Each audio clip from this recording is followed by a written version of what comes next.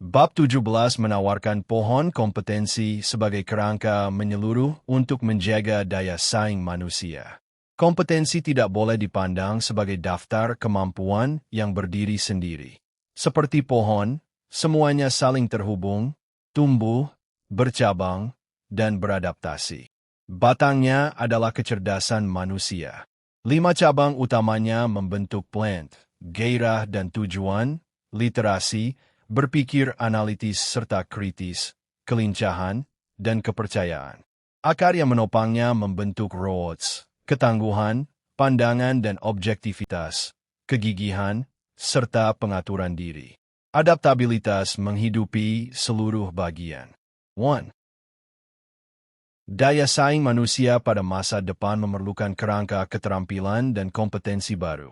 Kita sering gagal ketika memandang kemampuan sebagai unsur tunggal atau saling meniadakan. Tantangan kompleks membutuhkan pendekatan yang lebih menyeluruh dan organik.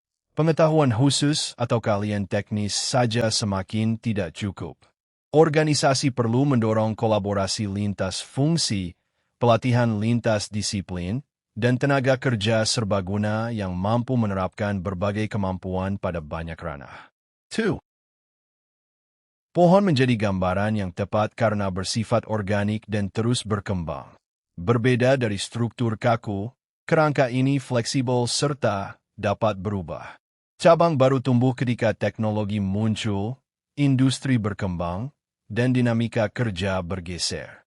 Kerangka tidak terbatas pada satu daftar kemampuan.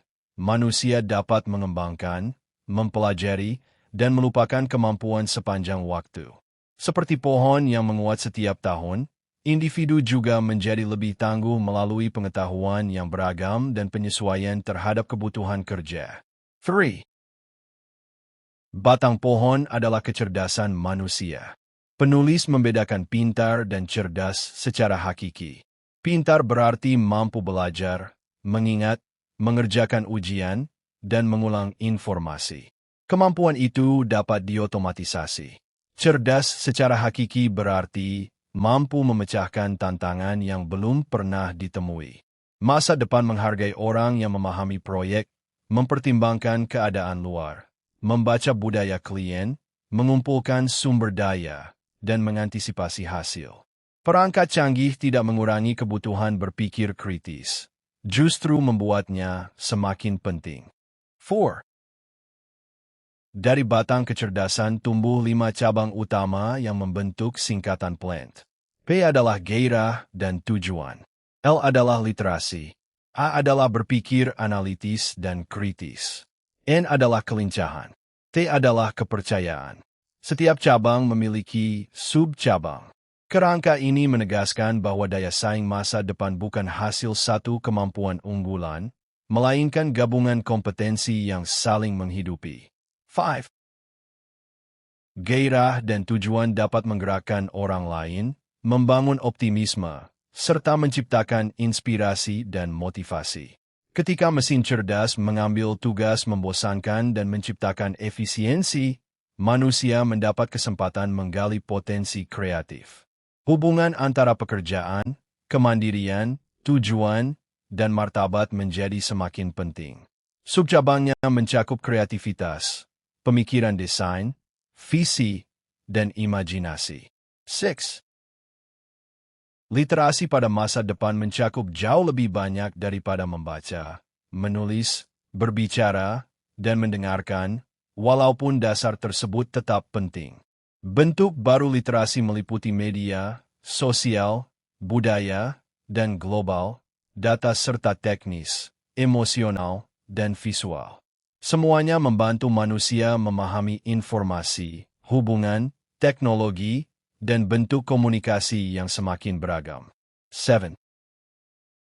Literasi media menjadi penting dalam lanskap informasi yang luas dan terus tumbuh. Perancis menyelenggarakan upaya nasional untuk mengajarkan siswa membedakan isi terpercaya dan isi sampah. New Jersey, Illinois, dan Texas menerapkan standar yang mencakup cara kerja internet, pemeriksaan silang sumber, dan kewaspadaan terhadap klaim tanpa konteks atau judul emosional. Finlandia memasukkan literasi media sejak prasekolah serta menyediakan panduan bagi orang dewasa lanjut yang rentan terhadap disinformasi. Literasi sosial, budaya, dan global mencakup kemampuan membaca budaya klien, menafsirkan isyarat tubuh, dan memahami nuansa. Literasi pengalaman atau kelincahan budaya menekankan pengalaman dunia nyata, misalnya bekerja atau magang sambil belajar. Pengalaman tersebut membangun kemampuan beradaptasi, memecahkan masalah, bekerja dalam lingkungan beragam, bernegosiasi, dan berinteraksi dengan rekan dari berbagai latar. 9.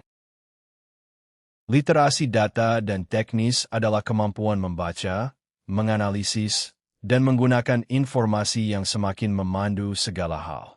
Kemampuan ini juga mencakup pemahaman tentang cara mesin berfungsi serta cara berinteraksi dengannya. Permintaan analis data besar terus tumbuh dan perannya semakin khusus. Ledakan pengumpulan, penyimpanan, dan penambangan data membuka banyak peluang kreatif. Pada akhirnya, banyak orang dari berbagai disiplin dan tingkat akan menjadi teknolog dalam kadar tertentu. 10.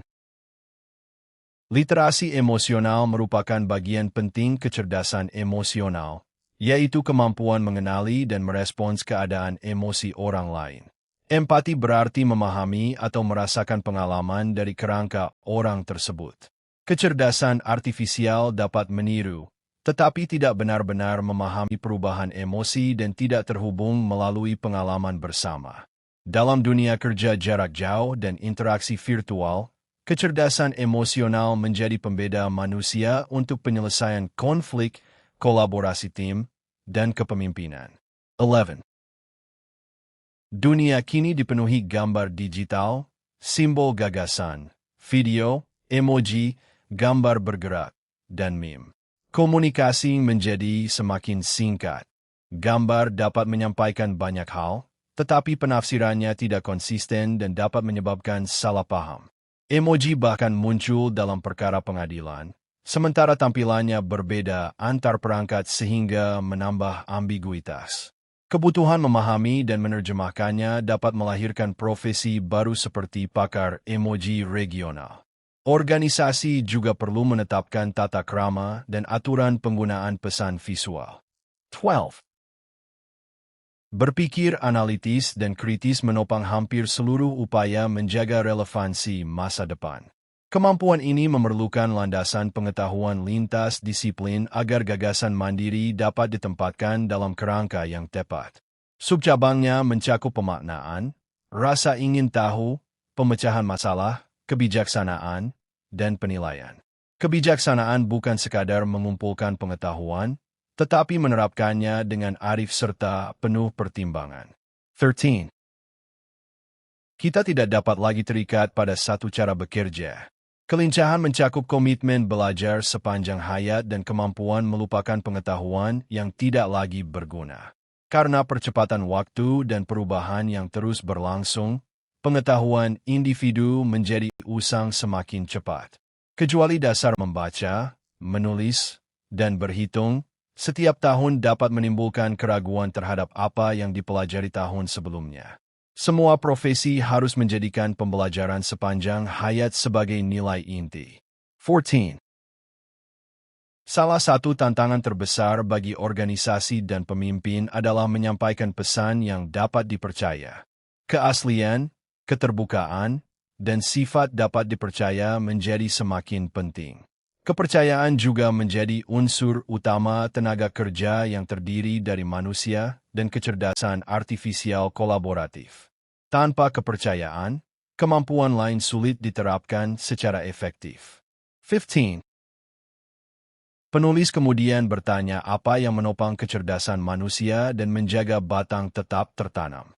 Jawabannya adalah struktur Rhodes. R adalah ketangguhan. O adalah pandangan dan objektivitas. T adalah kegigihan. S adalah pengaturan diri. Keempat akar ini memberi landasan psikologis agar kompetensi dapat bertahan ketika menghadapi tekanan, ketidakpastian, dan perubahan. 16. Ketangguhan sering digambarkan sebagai efek bola karet, yaitu kemampuan memantul kembali setelah tantangan atau kemunduran. Ketangguhan bukan berarti menghindari masalah atau berpura-pura semuanya sempurna. Individu perlu mengenali kesulitan dan meyakini bahwa kecerdasannya mampu menciptakan mekanisme untuk mengatasinya.